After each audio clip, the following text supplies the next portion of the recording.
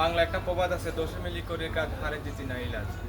আজকে এই যে বৃদ্ধ মহিলাটা দেখতেছেন, এমন অসহায় যে একটা হুইল চেয়ার কেনার মতো টপিক নাই। কিন্তু দেখেন আজকে আমার পাতিদা কামালের উদ্যোগে 2 দিন আগেও আমরা প্রবাসীর অনুদানে কিছু মেডিসিন দেওয়া হয়েছে চিকিৎসার জন্য।